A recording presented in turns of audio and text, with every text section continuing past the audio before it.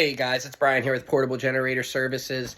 I saw a post about gasoline turning a little bit yellow, and I wanted to touch base on this because this has been an issue down here in Florida that I have dealt with all of my customers.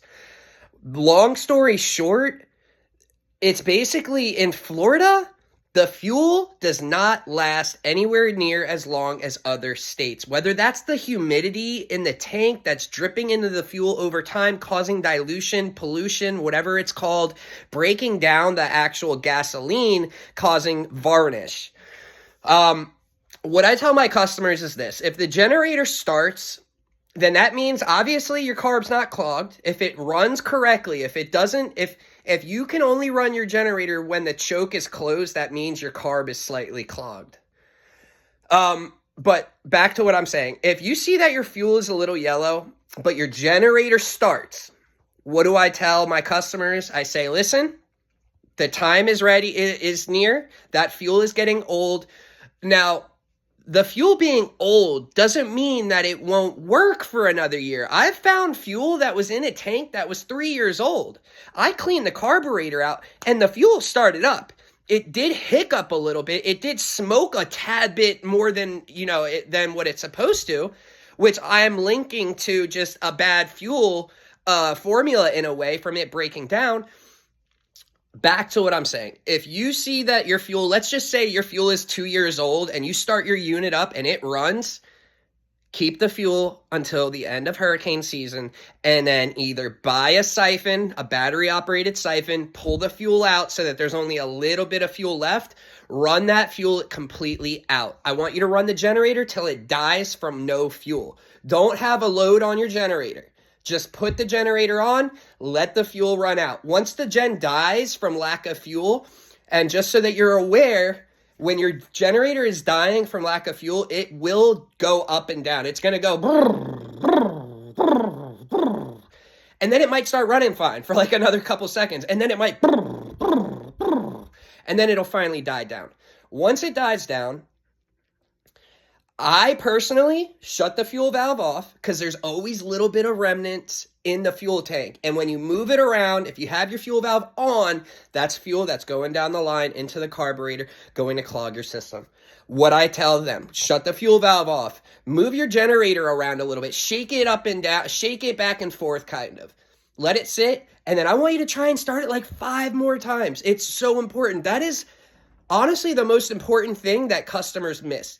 I always feel so bad because you'll have the customers, like maybe yourself, that try and stay on top of everything. They're doing what they're told by the experts in terms of maintaining their generator. The issue is the experts aren't giving you exactly everything you need to know. I am. Listen, to make it so you don't call me every summer to fix your generator. When you need, at the end of hurricane season, you need to run it out of fuel.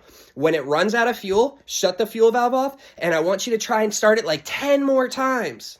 Get every little drop out of the fuel hose going to the carburetor. It is super important.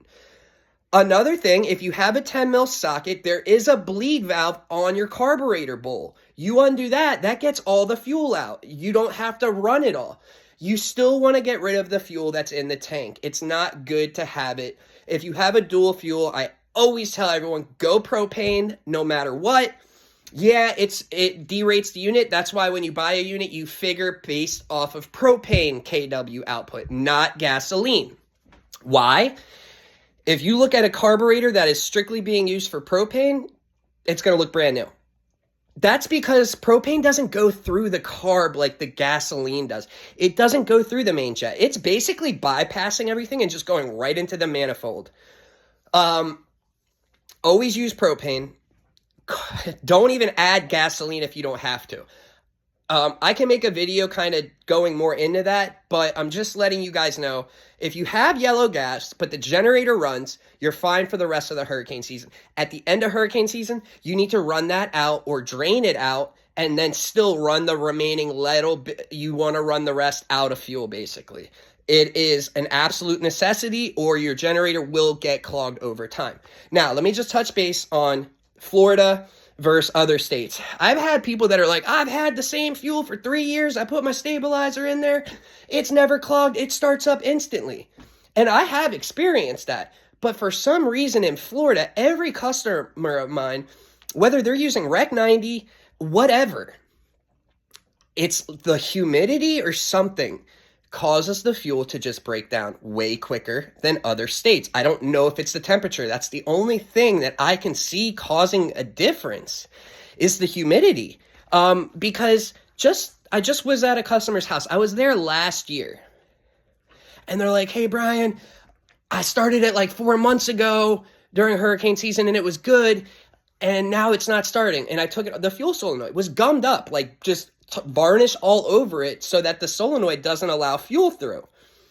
It's literally gasoline is the biggest issue when it comes to these machines. You use propane, that thing will fire up every single time. I'm just letting you know. Let me know. I have a ton of experts, mentors that I talk to every day that are here in the group, ready to help out, whether that's fixing, selling, or just giving advice. Hope you guys had a good weekend. This is Brian. I'll catch you guys on the next one.